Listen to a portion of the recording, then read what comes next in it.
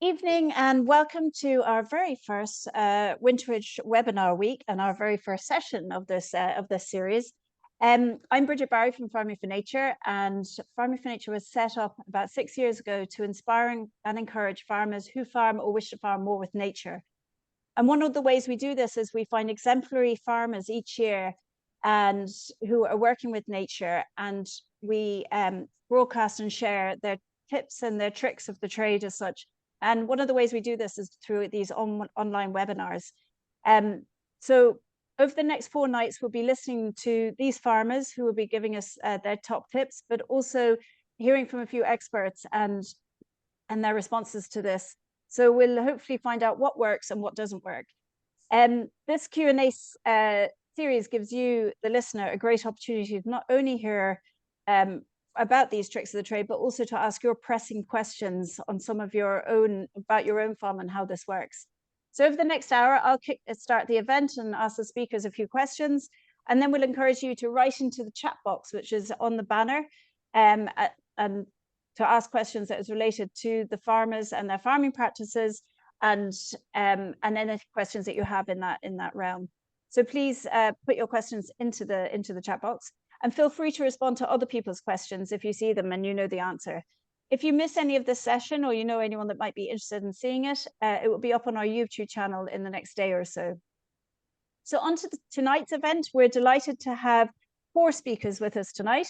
So we have John Geraghty from SETU in Waterford, and we also have 3 of our Farming for Nature ambassadors. We have Tom Tierney, a tillage farmer from Kildare, Thomas O'Connor, a market gardener and shopkeeper from Kerry, and Kate Egan, who has a mixed farm in County Westmeath. And so welcome and thanks all for joining us. So what I might do is I might just start with John Geraghty. John, you might just cover for us some of the main principles of soil fertility and how that works. I think you have a slideshow there, so that would be great. Well, I just have a few slides, Kate, if that's all right, because sometimes seeing a picture is very much better, you know, in terms of what you can see, or to get a good idea of what's involved. I suppose one of the things, and the theme of this evening, is restoring soil health. And that's one of the issues, that we have quite degraded soils right throughout Europe. In actual fact, the European Commission estimate that 60 to 70% of our soils are degraded. And it's very difficult to actually have a viable or profitable farming system if you do have that level of degradation. So there's a target across Europe to actually increase the amount of healthy soil by 2030. I suppose a simple definition of soil health is the capacity of a soil to function. And we often kind of don't realize, I suppose, what the functions of soils are, but one of the main ones is maintaining biodiversity and productivity. The soil acts as a filtration system for water and solute flow. It actually provides buffering capacity in the agriculture or horticultural production system in terms of stabilizing pH and acidity and alkalinity. We get nutrient cycling and recycling, and the soil is used for structural and physical support. So when we look at a teaspoon of soil, there are more organisms in a teaspoon of healthy soil than there are people on the planet. So between bacteria, protozoa, fungi, nematodes, and microarthropods, we go from just a few thousand right up to 500 million to a billion in terms of bacteria. And the thing about it is, the interesting thing is, we can't see any of these. We need very powerful microscopes to see these in the soil. And the interesting thing then about this is, the European Commission, when they were researching the state of European soils, one of the things they focused in on was the fact that we know a certain amount about soils, but it's actually less than 20% of what we could know with relation to different species of earthworms, ants, termites, springtails, nematodes, protists, fungi, bacteria. And they all perform a major function in the soil itself. So irrespective of the system that you're operating, we tend to look at what's happening on top of soils and the terrestrial aspect of it. So we've got crops growing, we've got vegetables growing, fruits, And we also have our livestock on top of the soil itself. But in actual fact, when you combine all of those different species that I highlighted earlier, we've got livestock in the soil. And indeed, it's appropriate to use bovine images because we've got rumens, and in our ruminants, they have these rumens in their bodies. And there's a lot of microbiology in the rumen of an animal. But in actual fact, the soil contains a rumen as well. And that's where the biodiversity takes place. So to summarize it, we have what was developed by Elaine Ingham, Professor Elaine Ingham in Oregon State University. We have what we call the soil food web. And on the left-hand side of the screen, what we have is we've got input of carbon in the form of green carbon, like different cover crops or different green manures, and then brown carbon, which is our residues and different parts of plants that have gone through their life cycle. And we've harvested the fruits, the grains, the oilseeds, and the pulses. And in actual fact, that green carbon and brown carbon, through a series of work and activities by different types of microorganisms, that carbon is actually broken down to soil organic matter and then to humus. But during that breakdown process, there are a lot of nutrients released in the soil itself. And of course, as we move through from these small microorganisms to larger organisms, these provide food for the terrestrial biodiversity that we see on top of the soil. So if we're talking about restoring biodiversity and nature to our agricultural production systems, we actually have to start with soil, because soil is a habitat in and of itself, but it also provides the food and nutrition that's necessary for our birds, our farmland birds, and our mammals in our different ecosystems. So if we don't actually have an excess of inputs over outputs, and the outputs outweigh the inputs, what happens is we actually degrade soil organic matter or soil organic carbon. So the way we do that is excessive or intensive soil tillage, intensive grazing. The organic matter decomposition sometimes releases carbon dioxide into the air, and that's a loss of carbon from the system. We lose carbon through soil erosion and water runoff from our fields and land, both tillage and grassland. And then we've got the crop and forage offtakes. So the loss of soil organic carbon in terms of farmer wealth represents a loss of money. And that's something that's not sustainable. Just a small point, and we've got different production systems. We've got organic and conventional. I think Tom Tierney is going to talk about conservation agriculture a little bit, or will refer to it anyway. But just to let you know that, there's been quite an amount of research done in terms of biological activity in soils, and on top of soils, terrestrial biodiversity in terms of spiders, beetles, caribids. And it's not necessarily an organic system that gives you the best result. In this work that was by Julia Marie Soby from Denmark, she actually looked at different production systems, and she actually found that conservation agriculture was better across the board for these different families in an agricultural system.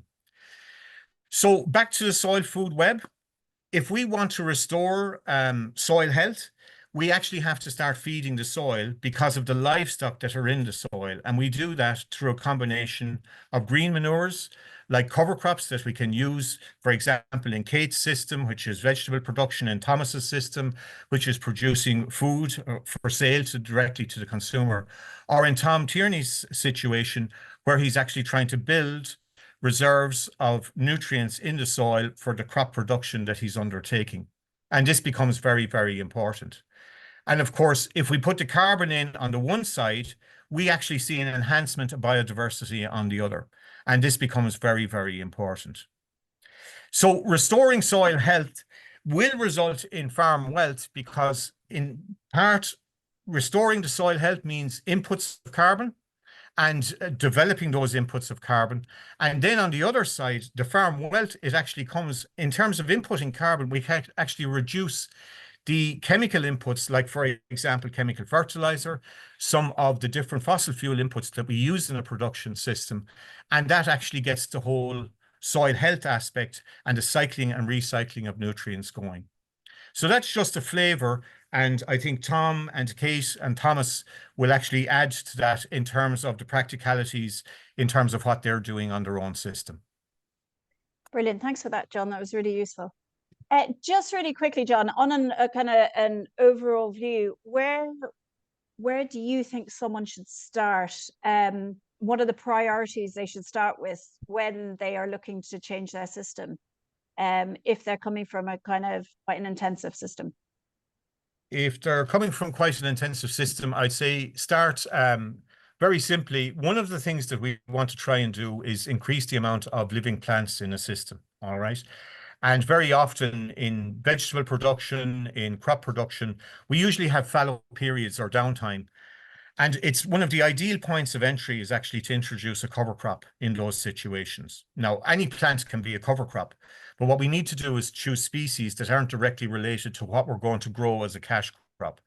And that's very important because in the process of photosynthesis, what actually happens is carbon is fed down through the plant and out through the roots, and that attracts microbiological activity in terms of amino acids, proteins, sugars released into the rhizosphere in the soil. And this really helps in terms of activating some biological activity in the soil and restoring the first key component of soil health.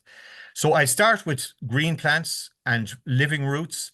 And then as you build the soil health, you can return residue, which is something that Tom is doing. And then you can build from there. And the other thing is, and it's counterintuitive, but actually we can pull back on some of the inputs. I mean, immediately, and Tom is one of the proponents of this, a lot of farmers, they've actually, in crop production systems, they've stopped using insecticide because a lot of the insecticides, there's a significant amount of resistance among aphid populations to these products anyway. So there's no real gain in terms of using them.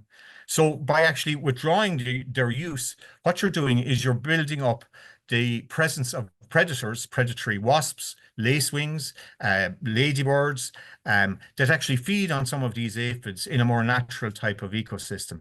And as you build the soil health, you can actually reduce other aspects, for example, chemical nitrogen, and reduce it bit by bit. But some Irish farmers now, they're actually achieving significant gains in terms of reducing costs. They're maintaining yields. So if you reduce costs and maintain yields, your margin is actually improved. So that's part of the wealth that you're actually creating. And then you've got the wealth, Bridget, in terms of the biodiversity and the nature on the farm as well. And there's an enormous feel-good factor for a lot of producers with relation to that, and actually enjoying walking their fields and watching what's happening on their land again. And that's a huge positive. Brilliant. Well, we might just turn to some of our farmers now. If anyone has any questions for John, please pop them in the chat box and we'll get to them in a while. Tierney, I might just start with you. As John mentioned, you practice conservation agriculture. You might just let people know exactly what conservation agriculture is and how it works on your farm. You just have to turn off your mute there. If that's possible. Grand. I think I'll have it off there now. Is that okay? Yeah, good to go. Thanks, Bridget. Thanks, John. Yeah, so I practice conservation agriculture. I grow arable crops and I have forestry as well, which is a kind of a side industry to keep me busy in the winter. But back to the conservation agriculture, it refers to what I do with arable crops. So conservation agriculture, John hinted at it already. It's mostly about living soil, living crops in the soil. So it's 12-month cycles, crop growing. It's not just grow the cash crop, the cereal crop, and take the yield and leave the stubble bare until the next spring for the next spring crop.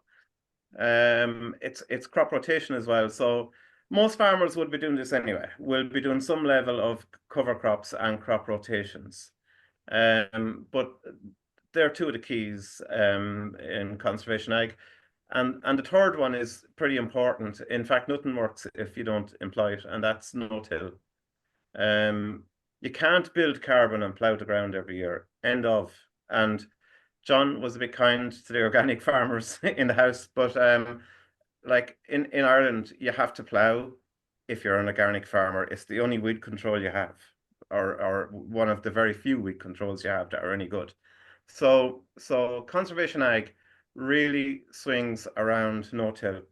And then the other principle that doesn't get mentioned maybe a lot is that organic manures. I use as much organic manures as I can get, but I don't take them as a raw manure. I compost them down into a compostable, workable for microbes, and very fine. Hard to explain how it looks like, a bit like peat moss. And the idea of that is that if it has that consistency to it, I can reduce the quantity that needs to go on, and it's more about the quality. Okay, so they're the 4 key cornerstones. What makes conservation agriculture different to regenerative agriculture? In my opinion, it's livestock, right? In a regenerative, on a regenerative farm, you would have integrated livestock, which would be mob grazing fields and rotating around the farm to eat grass. And grass would be part of the crop rotation within that farm unit. I don't have any animals other than my worms and my biome. Yeah.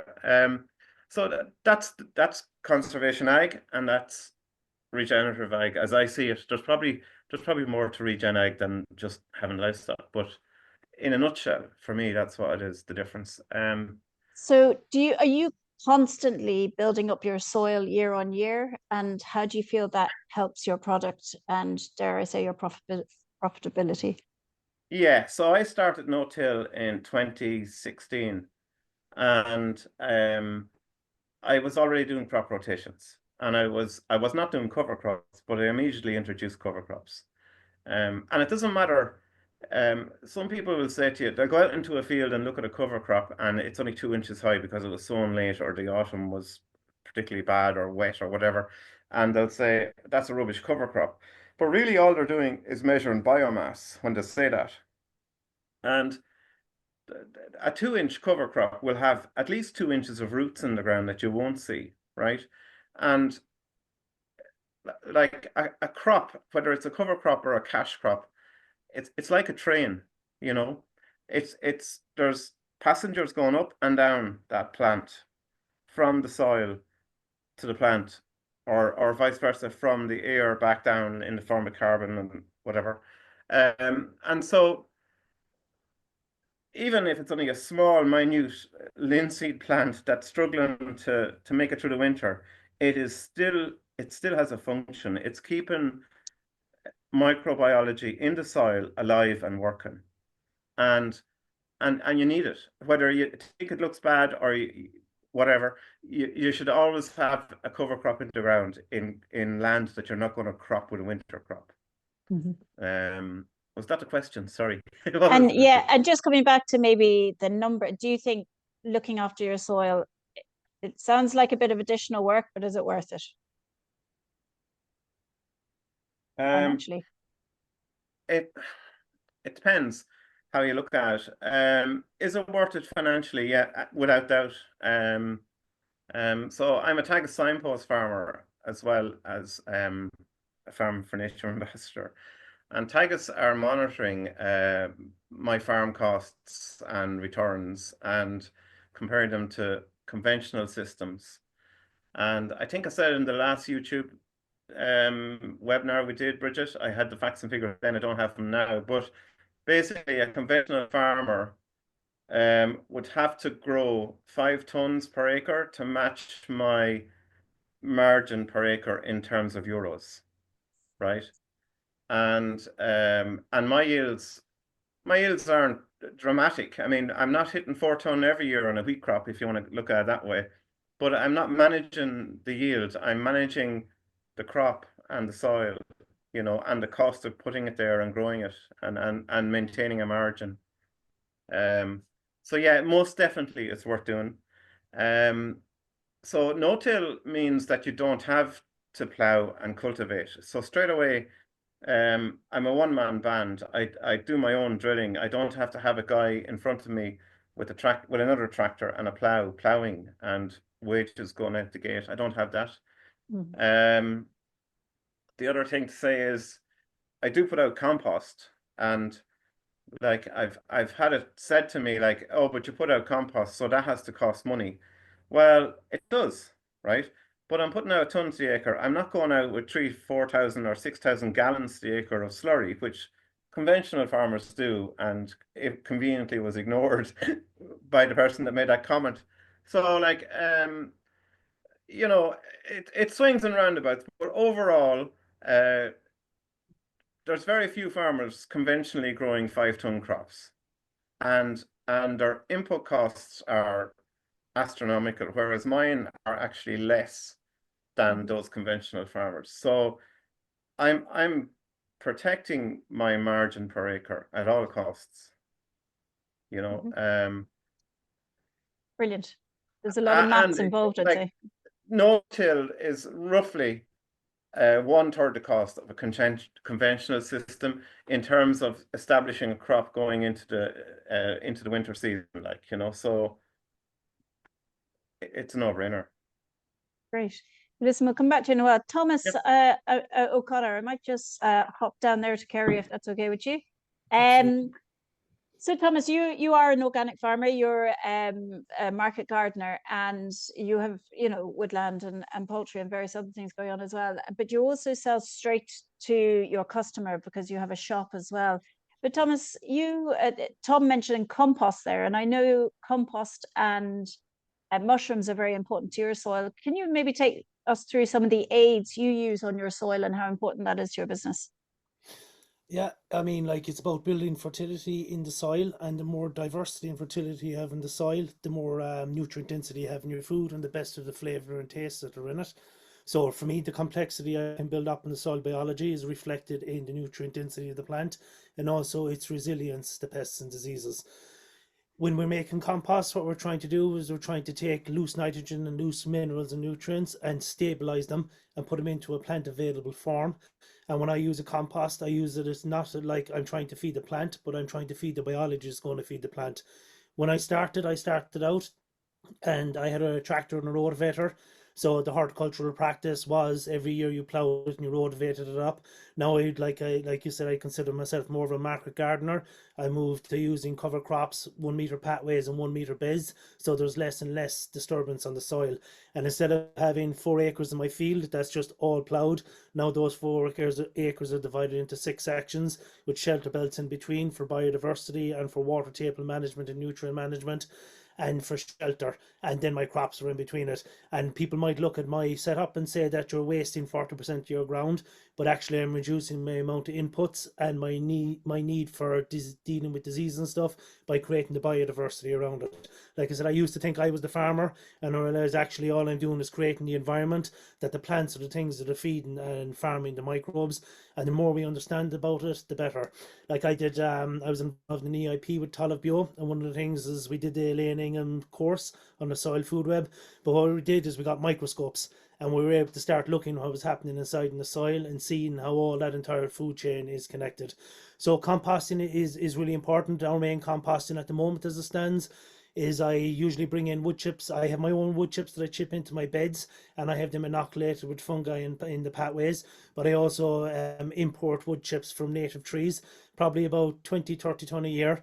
Then that's laid out in 1.5 foot depth, and that's inoculated with a thing called a garden giant that runs through it for a few months and starts to pre-digest the wood chip and break it down, and you can see a lot of worms and activity happening. Then I'd bring the equal amount of seaweed up on top of it. I'd mix the two of them in together, and then over 2 or 3 days, and I'd put them into windrows, and then I'd let that. But what I found is I was bringing a lot of materials and transporting them around the farm. And I realized actually if we can work better with the plants and keep more living roots in the ground and work better with the biology, well then we need to move less and less of those nutrients. Now on a horticultural system, because you're so intense in a space, you need to be bringing in additional nutrients, and especially if you want to go no-till and you want a good mulch, you need to be laying a carpet of material on it, which is why I was using the wood chips and the seaweed. But then there last year I did 4 days with Dan Kirtledge, and he talked about a fella, Jerry Gillespie, and he uses like a spice mix where they turn around, take lactobacillus and pre-inoculate materials and ensoil it. So I have 4 acres rented, 4.5 acres, sorry, just above us, that we convert into organics. And it's like an old mixed pasture with, and I let it grow up to a very high, where there was a lot of carbon in it. And I made up that spice mix and I sprayed it on with the lactobacillus before it was cut. Then when it was rowed, before it was ensoiled, and the whole idea is those bales now will ferment. So in horticulture, like in the past, you might have tried to take some of that haylage off of the field, but you bring a lot of the seeds that come with it, and a lot of the carbon hasn't broken down properly. So with the spice and lactobacillus, you can pre-digest that, and then that can be used as a mulch. But really, I think what I've realized over the years is that in situ, on the farm, as much as you possibly can in the space around the vegetables, is to turn around as much living crops as possible. So I used to be annoyed about weeds and buttercups and all these things that lived in my environment, and I used to keep the ground bare.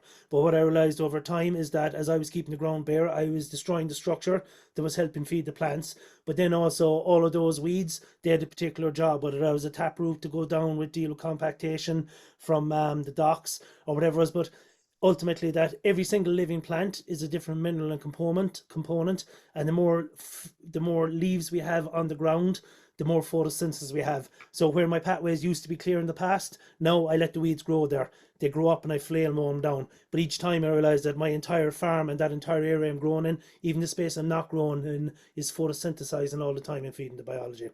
So like, it's how do we find the space between doing as little work as possible?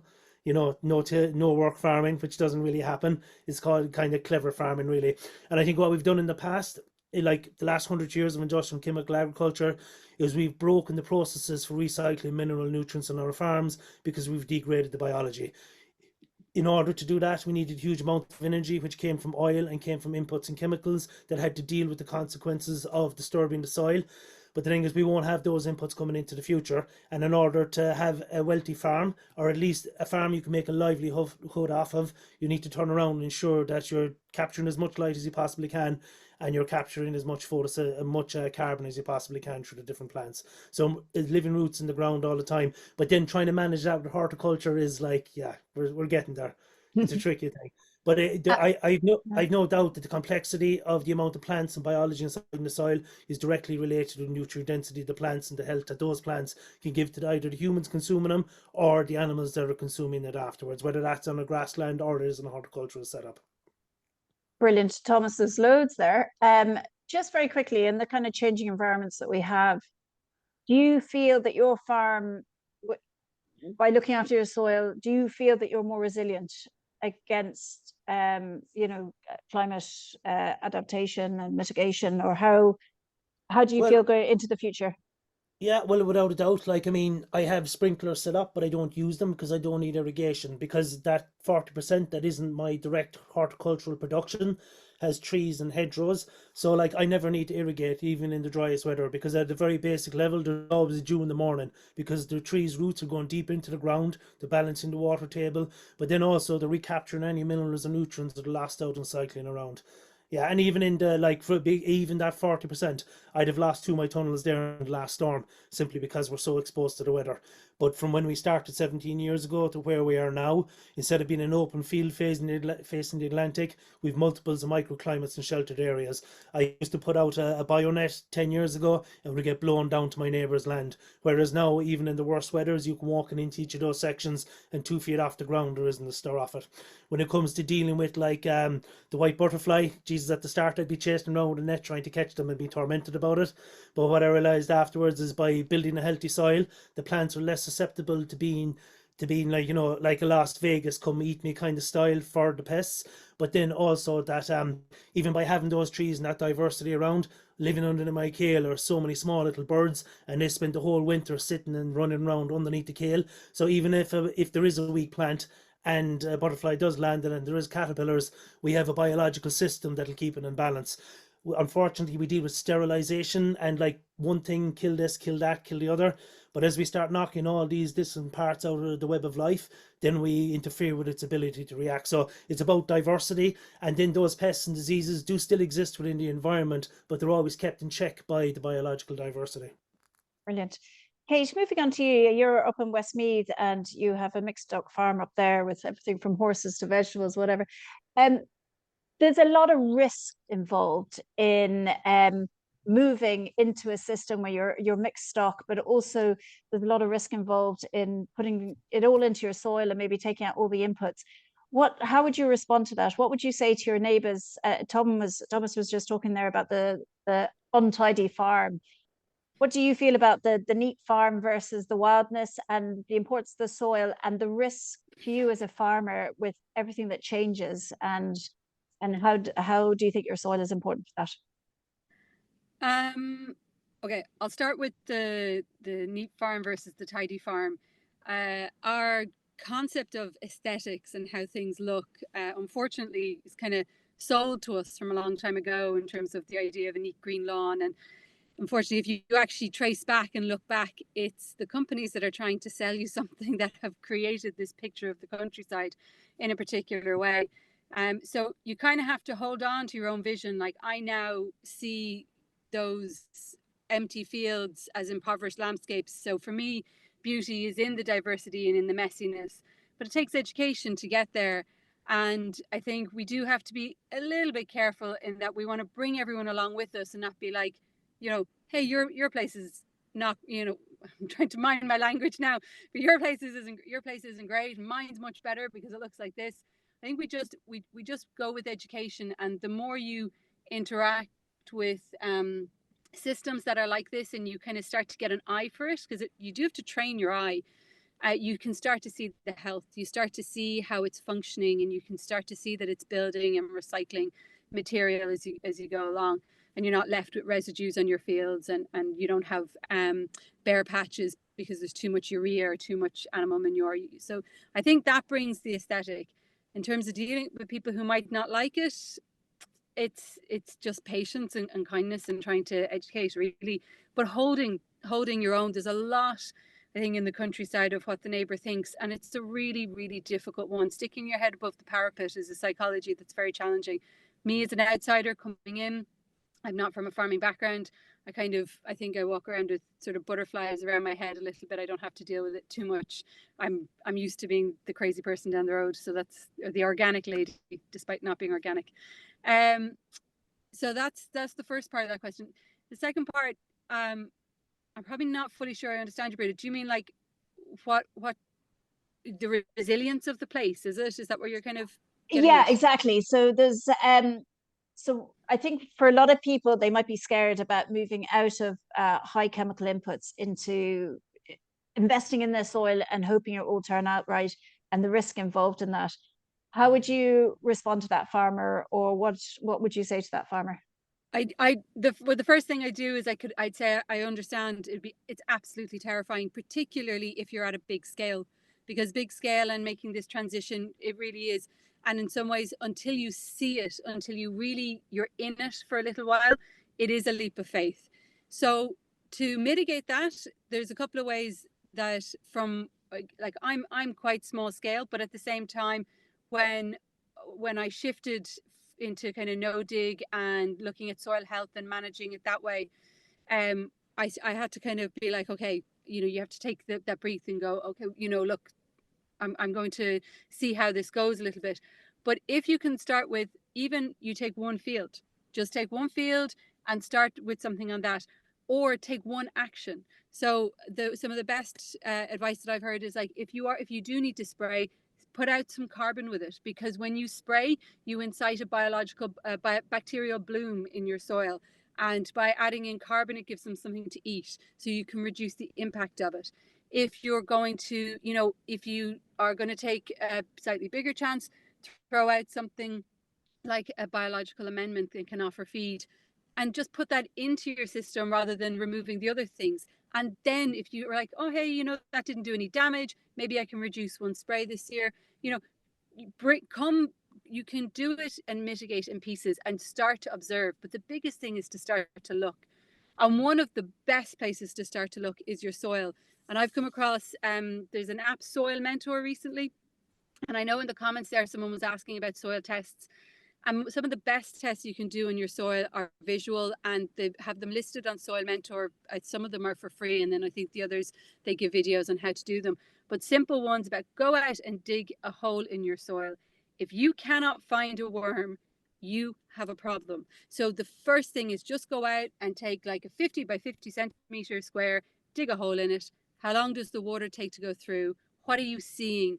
Are you seeing any iron pans? Are you seeing, you know, are you seeing any kind of visual microarthropods at all? Or sorry, not microarthropods, any small insects and invertebrates that can start to give you an indication. And I think when you see it, if you go out and you see that you have nothing, sometimes that can hit home a little bit, because good, healthy soil should be teeming.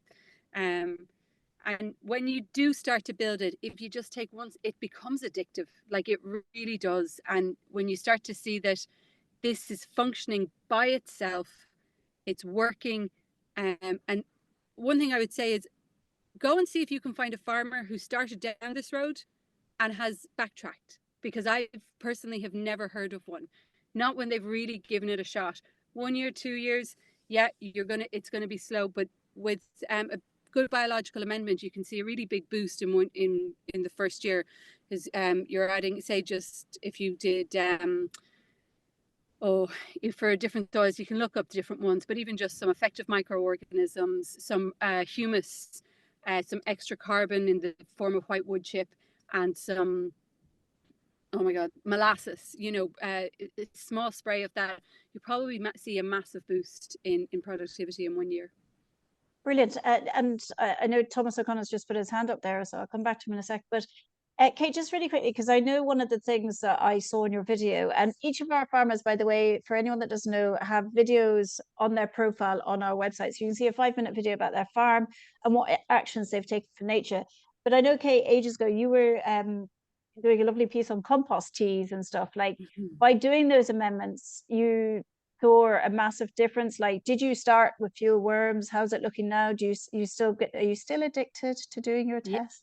Oh, like, Bridget, if someone would just pay me to study this all the time, I'm such a nerd.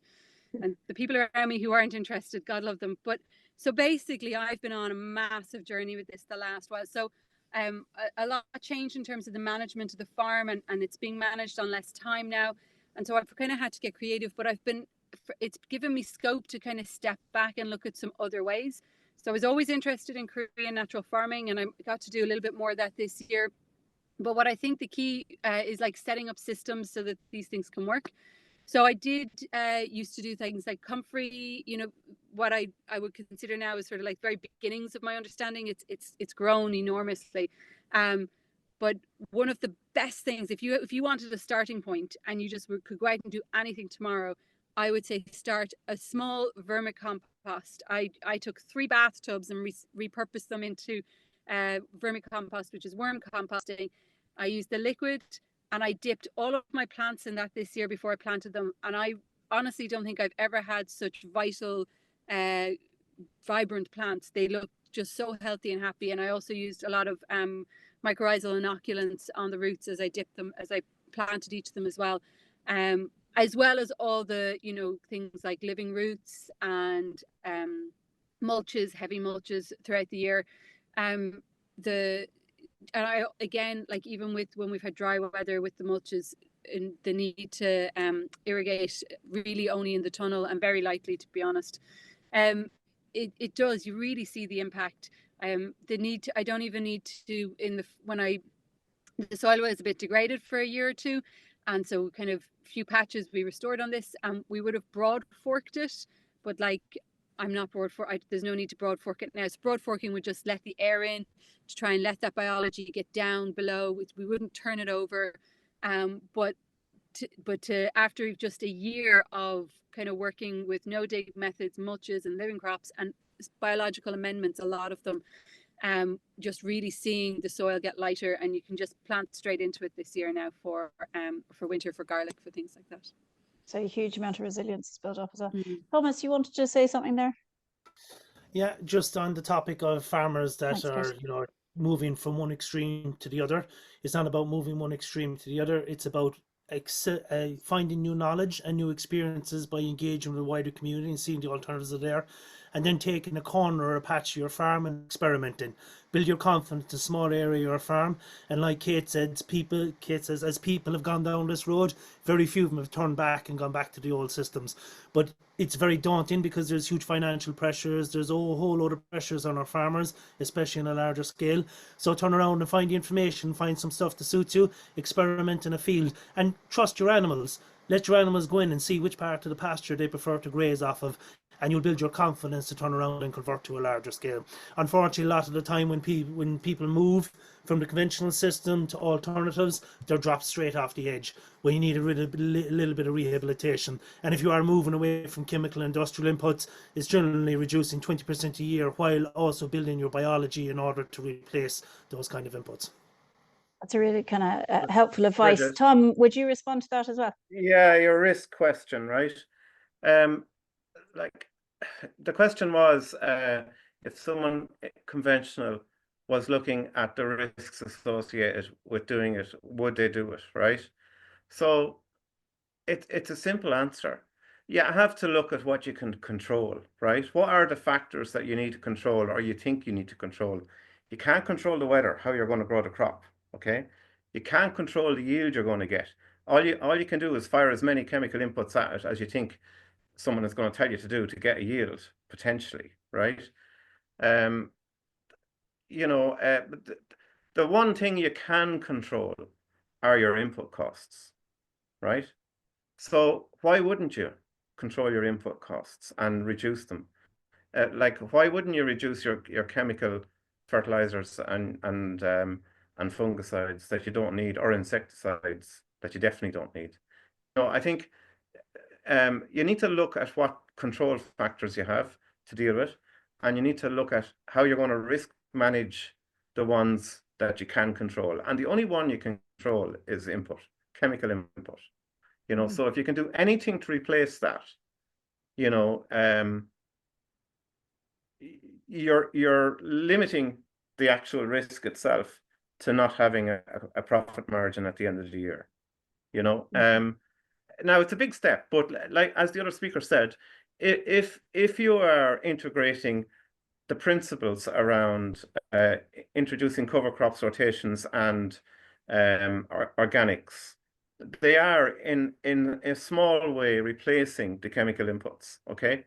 But here's the thing, if you need to, at the end of the day, go back and reach for a can of something, you can do it if you have to, but you really question, so it's a whole mindset.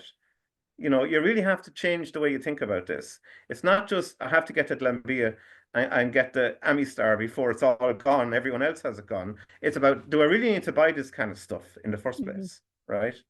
And, you know, and people will say, well, you can't do it. Well, you can do it. I mean, I grew beans this year with no P&K, okay? Because I had compost on and so on. I grew spring barley with 3 tons of compost the acre and 52 units of N, and it did 3 tons, and it went from malt. It actually went for distilling. So, like, it is possible to do it, but you need to start slow and you need to crawl before you run, you know. And if someone was to start in the morning from conventional and want to switch, I would say to them, the very first thing they need to do is go and do a soil test. And they'll say back to me, oh, I did a soil test last year. Yeah, you did. You did NPK and pH, but you never did organic matter. So do your soil test and know what your organic matter is, because what you want to do is build organic matter. That's the idea of the compost and the cover crops. And if you're not going to build organic matter, and or if your organic matter is on the floor, right? If your organic matter in a conventional system is at 2 or 3 or somewhere there in those numbers, you have a mountain like Everest to climb, you know. And I've done it. I don't know what my organic matter, I wish I did back in when I was a conventional farmer, but 20 years ago, no one cared what organic matter was in the soil. You could get a bag of fertilizer and fix the problem, or you could get a can and fix the problem. And 20 years ago, when we were conventional farmers, I could grow winter wheat with a spray program of 2 fungicides, tilt and bumper pea. That was it. Shut the gate, wait for the harvest, right? Now we're growing out conventional crops and we're putting on 4 fungicides, and we're still only achieving the same yield we were 20 years ago. So where's the money gone? It's certainly not in your pocket if you're buying all the chemicals. So I'm back where I started. That's where you need to zone in on, but you also need to look and see where you can, okay, I'm not going to spend money on a chemical, synthetic chemical. So what am I going to do instead, you know, to build your soil reserves? And the first thing to know is organic matter. You start there. That's where I think. Interesting. And tell me, just because you were more of a conventional farmer, Tom, where did you start getting your kind of advice, support, or what was the moment that you decided to kind of change, or has it been gradual? It's been gradual. Books. There's loads of books. I mean, you can read on it. You can phone John Geraghty and he'll tell you everything you need to know. And I have had chats with John. He's very good. But like, for me, it started there, but it also started with no-till, and that was another accident or an opportunity to try no-till. And like and similarly, like, because I switched to no-till, I suddenly found, Jesus, I used 4,000 liters of diesel less than I did when I was conventional. So that left money in my pocket, right? What else can I do, you know? So insecticides were the very next thing to go. It made no sense to not. So if you're in a conventional system and you're ploughing, you not only are you releasing the carbon, you're putting everything on the top floor of your soil, 12 inches down. You might as well dig a grave and put them in it, because that's what you've done. And like, so the very first thing I nailed was insecticides, because insecticides are blanket kill of all insects, aphids, predators, the lot. And ladybirds, they're gone once you put on an insecticide. So insecticide was the first thing to go after no-till. And neither of those two things made any significant downward turn on my crop outputs. And following insecticides, I started to switch into less chemical N, synthetic N, and other ways of employed to use synthetic N. So what I do is I melt urea and apply it as a foliar feed rather than soil applied, because I don't want to excess N my soil, but I will use foliar N so I can reduce my overall soil N loading. That's technical. It's a big thing, but basically, to put the numbers on it, I can grow a winter wheat crop with 128 units of N, 28 of which is foliar, never reaches the soil, and no impact on yield, you know. So that was the next thing to go. And then I was looking at fungicides, and do I need all these fungicides? So I started replacing fungicides with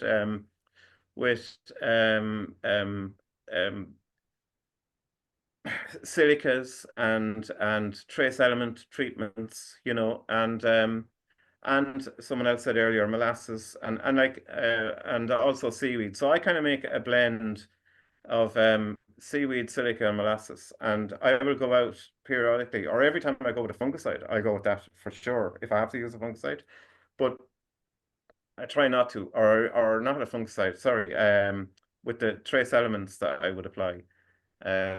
Or with foliar N, I would go out with this treatment in the foliar N. So there's a lot you can do, but you have to start somewhere. And the very first thing to do is measure your soil organic matter and see where it is at now. And if you're at 2s or 3s, you need to do cover crops and you need to do compost and improve your organic matter, and then start thinking about no-till and so on and so forth from that. Yeah. Brilliant. Thanks a million, Tom. John, just coming on to you there, if you can unmute yourself there. Thanks. But by the way, thanks so much to you and Kate for responding. There's a lot of chat coming in, and I know that just the conversation, there's so much going on here that it's kind of hard to get to the chat as well. So thanks for that. John, have you seen a massive increase in people looking to see how they can change? Do you think people are looking for alternatives, and why? And have you seen that kind of increase amongst your teachings?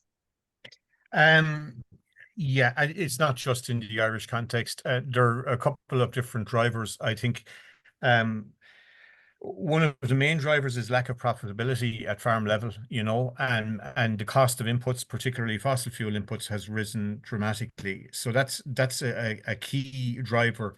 But as well as that, you know, it's not just in the Irish context, but across Europe, in all of the European member states, there's a big drive by national governments, particularly in the previous Common Agricultural Policy and the European Green Deal, to actually focus on restoring soils and restoring soil health. So our own Department of Agriculture, I suppose from a farm point of view, they have done a number of useful initiatives. So for example, when GLAS came in 2015, 2016, they gave a subsidy payment for growing cover crops, all right? It was 155 euros per hectare. And that was the highest individual payment that was given by any EU member state to their farmers to actually do something like that. And that payment has actually gone up to 173 euros now with relation to growing cover crops in the acre scheme. There's actually a subsidy there towards the purchase of low soil disturbance drills. It's 40% for conventional farmers. And then for young farmers, they can avail of a 60% grant. And it's part of the Organic Capital Investment Programme as well. And you get a 60% subsidy towards the cost of purchasing one of these soil disturbance drills. So that's at large farm scale. But I think we shouldn't, and Kate has been answering questions there, and she's using an awful lot and probably initiated some of the techniques with relation to plant juices, plant ferments, vermicompost, vermi-juice, in terms of coating seeds with those. So we shouldn't forget the smaller market gardener or a market garden situation, because a lot of these principles and soil health principles, they're applicable across the board. So, I mean, we've got fantastic, I mean, Thomas, Kate are there, Jim Cronin as well. So I'm seeing a lot of queries and a lot of interest among smaller producers, right down to, you know, the Organic Trust had an event up in Merrion Square in Dublin a few weeks back. And I was amazed at the number of peri-urban and urban city dwellers that had a back garden and were actually engaged in vegetable production and were asking very searching questions about how they could improve soil and improve soil health like that. So, for example, even in the horticultural system, Charles Dowding in the UK, he's pioneered the whole concept. Tom was talking about no tillage, but Charles Dowding in the UK, he's pioneered the whole concept of no dig gardening. All right. Again, reducing soil disturbance, using compost, using cover crops to boost the cycling and recycling of nutrients. So there's quite a lot of interest. So there's a push factor and then there's a pull factor. And, you know, quite an amount of very good work has been done. But I think Tom and Thomas covered it there. There is a big risk element, you know. I mean, there have been a few comments there about not using artificial fertilizer if you're going from conventional to organic. Now, I'm very supportive of the organic movement and organic conversion to organics, and the Department of Agriculture have done that as well. But I remember when we were sitting down developing a postgraduate program here in Waterford, we were actually looking at, well, where are the organic farmers going to come from? Well, where are they going to come from? Because, you know, we the lowest rate in Europe of organic production. Right throughout the European Union, we were as low as Malta. And like it was Sean McGlone that identified this. Well, I mean, if you're going to have an organic farmer in Ireland in the morning, they're conventional today. So there is a transition period and a transition journey that they need to follow. And some of the members, Tom is a member of Base Ireland, they're ones that have actually moved forward to another level. And if I go back 20 years ago, I was dealing with their fathers, you know, and the families, you know, the previous generation, and they had moved from ploughing to minimum tillage, and now we're actually after moving on another stage. So it's a slow process, it's a slow evolution. It probably started in South America in the late 1960s, moved slowly up to North America, but it does take, you know, a 10 to 15 year period to start from the early pioneers like Tom and Thomas and Kate to seeing more widespread adoption, you know, because number one is the access to information, which has been provided now this evening in the webinar series. But like, I mean, there's some fantastic links that actually have been put up in the chat there as well, you know, where you can get and source very useful and relevant information. And so there's quite a degree of support there. And you have your own winterage program coming up. Knots have their own biofarm in the first week in November coming up as well, where you can access a lot of very good information, and particularly from farmers that are practicing on the ground. So I think it's much better than when I probably started with this when I came back to Ireland in 2000, you know.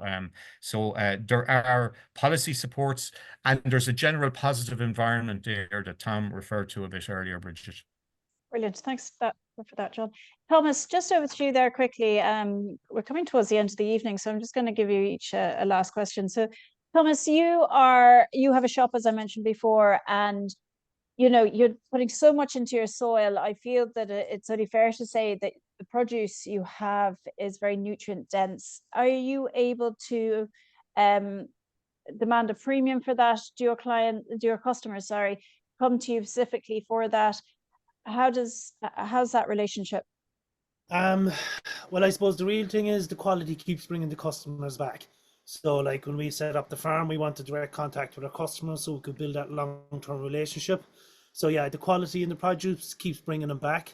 But unfortunately, like I've done a lot to my ground, I've worked as hard as I can, but the more I learn about the soil and the more I start looking deep into it, I know I'm still only at a fraction of its potential. And, you know, I mean, there's so much we can do once we start to understand the biological processes. And for me, the nutrient density and quality of the food is directly connected with the biological diversity that's inside in the soil. There are a lot of tools that can be used. So day to day, you can use a Brix meter. You can turn around and measure the photosynthesis happening in the plant. But there's also Dan Kittredge. They have the Bionutrient Association in the States, and they're developing meters which are based on spectrometry, and they'll be able to measure directly the nutrient density. So in the very near future, people will be able to have an app on their phone, walk into their store, bounce light off an item, and then turn around and be able to check the nutrient density. And I think that'll do a lot for local food systems, because even though the food or produce mightn't be as pretty as something that's waxed to the hilt, it'll turn around and people will be able to see the nutrient density. We also need to help people retrain their senses of what actually food tastes like, because people are used to, if it's not all processed food, sugars and all that kind of stuff, that even the food that they're eating tends to be quite bland, because there isn't that biological diversity in the landscapes that's producing it. So when people eat nutrient-dense food, it takes them a while to kind of acclimatize their senses. It's kind of like us as farmers. We need to use the technology that's there now to retrain our senses to what biological activity is within our landscape. Because in the past, they had that knowledge was passed down through generations. They could walk out, see the diversity of plants, they could smell the soil, see the health of the animals. Because we've been working on a prescription basis in our agricultural system for a long time, where the knowledge isn't directly connected with the farmer, it's an external source. We need to start returning those things. But there's a lot of tools there that can be used that can give you instant feedback, or a little bit of feedback when you introduce new practices. That's why a Brix meter or those kind of things are quite good, and digging a hole and seeing the biological activity. But I know for us, dealing directly with our customers, the quality of food and the long-term sustainability of that food being there is an important issue. It's because growing food is no good if it's just a commodity that's exported or pushed out your garden gate. It's about the relationship you have with the wider community. So unfortunately, with farming over the last couple of years, we've been reduced simply down to economic units. There's more to farming, there's livelihoods, there's the wider social aspects. All of that needs to be brought in and rewarded for the values farmers are providing to their community. Brilliant. Thank you, Thomas. Kate, just over to you. I know, like in the time that I've known you and that you've been an ambassador, you hit the ground running because you bought a farm and then you built up a mixed farming system and stuff. What are your biggest success stories with your farm, with the soil? What's come out of it, do you think? It's a good question. I suppose one of what I'm really enjoying right now is reaping the benefits of 5 or 6 years ago when I planted certain things that are perennial. So I have a big stock of Jerusalem artichokes, of perennial leeks are starting now. I'm kind of going into some of that, rhubarb. So for me, then it just becomes a harvesting and selling. I don't have, I mean, there's a degree of maintenance, but when you set up the system well enough, it's never maintenance free. It's like Thomas is saying, there is no golden bullet or ticket or button or whatever. There is no, everyone seems to want the one answer. And that, unfortunately, is old mindset thinking. Diversity is the key in always, both in our thinking and the work. But yeah, seeing the reduction in the labor, seeing things pay off, the tree systems.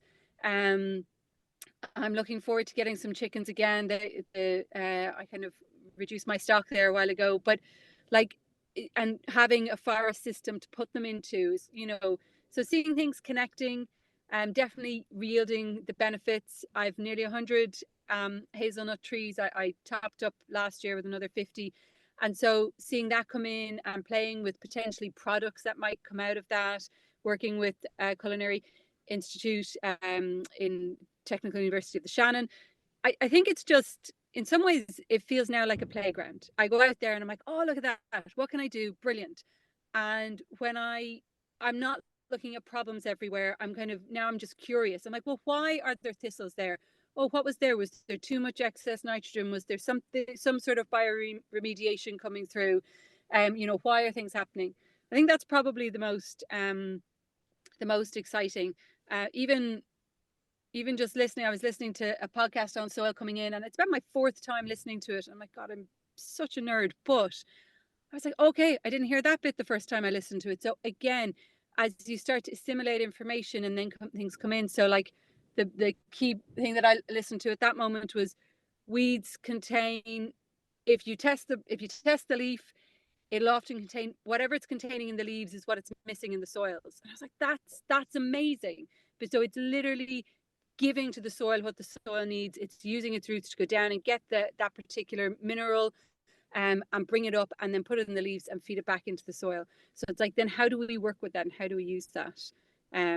Yeah, I think that's seeing that benefit is there. Yeah. Brilliant. Thank you, Kate. Tom, just one last question for you. The question is restoring soil health and farm wealth. That was, sorry, the title of this thing. Farm wealth comes in many different means as a part, not just your bank account. Do you enjoy your farm now more than you did? Definitely, yeah. I do, yeah. In short, yeah. So like when it's high input driven, it's very hard to enjoy it because you're constantly spending money, you know. So it's a different approach, but it's also a different outlook, you know. And yeah, totally enjoy it. I mean, I was drilling today, drilling winter wheat, and just about finished. But I can go out in the day on my own, and I can drill 50 acres in a day if I want to, without having to work till all hours and all the rest of it, burn all the diesel. And I mean, that's the biggest thing. People talk about carbon, and no one ever talks about fossil fuel carbon in this whole situation. You know, I mean, no-till saves a huge amount of fuel. The tractor is only running at half revs. You know, it's ticking up and down the field doing 14k instead of 8, murdering itself, you know. And like the fossil fuel saving alone is massive with no-till, and it's unique to no-till. And yeah, I think John is right. Governments and policy is leaning towards soil health and soil improvement, improvements in soil health. But like there really are a creeping pace. You know, the biggest thing they could do is incentivize people to go no-till, and it's still not done yet. You know, and the Greens were talking about organic, and let's get all organic. Well, it would be easier to get more conventional farmers no-till than it would be organic, and it'd be a huge, a way bigger reward, you know, to be conservation or regen ag, which is getting no recognition really from our governments. And the yields and benefits to the country as a whole would be monstrous. There's a place for organic, don't get me wrong, but I just think we could shift more people from conventional to conservation ag or regen ag easily, then we can ever shift them to organic. And our government and one of our parties is missing the trick, I think. Well, collectively, you're all doing a great job, whether, you know, organic or not, just spreading the word and encouraging others. So thank you so much to each of you, John, Thomas, Tom, and Kate, for joining me tonight, for sharing so much about your soil fertility, but just also how it works on your farm. It's been great, and I'm sure the crowd, sorry we didn't really get to the questions, but I know a lot of you guys managed to answer a lot of the questions for me, so for us, so thanks so much for doing that. So if anyone missed it, or you think anyone would like to see tonight's session, it will be up on our YouTube channel probably by later tonight, if not by tomorrow mornings. We also have 3 more webinars tomorrow, Wednesday and Thursday. Tomorrow's is on agroforestry, so you have to re-register for that. It's a different link, but do join us. We also have this weekend, we have something called the Burn Winterage Weekend coming, and we have a conference on the Saturday, the Farming for Nature gathering. Everyone's welcome. It's only 25 quid. You get to meet lots of like-minded farmers. So we have 100 places and about just about 10 left at the moment. And then just there's lots of other things. If you are starting out in Farming for Nature in the whole area, and you'd like a farmer to visit your land, we have a mentorship program. So even some of the farmers that are on tonight, they can go out onto your farm and give you advice on where to start and stuff. So do look up our Horse's Mouth mentorship program. We also have a complete guide to how to farm for nature coming out in a few weeks' time. So you can pre-order that on our website. Anyway, for the moment, I will leave you in peace because it's very late. I can see you've done a great job. Thank you so much, both to our farmers, those who have come in from the farm, and those who are sitting in a car park. So thanks to all of our farmers for joining us tonight. And thanks to John as well for sharing an insight into the whole thing. We look forward to seeing you all again, and good night. Thank you.